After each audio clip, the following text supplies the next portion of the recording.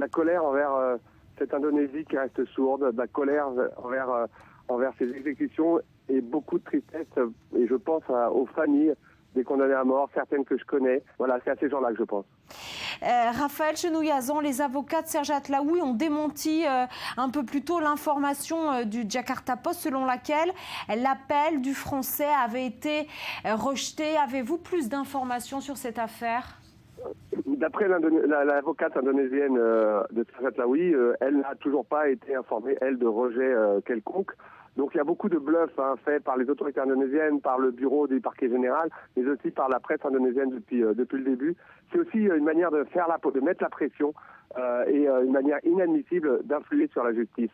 Est-ce qu'il y a encore de l'espoir ?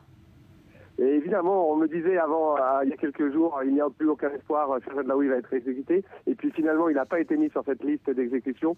Il faut maintenant continuer à mettre la pression et que l'Indonésie a eu ses sacrifices humains avec ses 9 personnes aujourd'hui. Il faut maintenant qu'ils arrêtent, qu'ils passent à autre chose et qu'ils remettent, qu'ils redorent l'image de leur pays. Parce qu'aujourd'hui, dans le monde entier, pour beaucoup de monde et beaucoup de diplomatie, l'Indonésie est synonyme d'assassinat légal.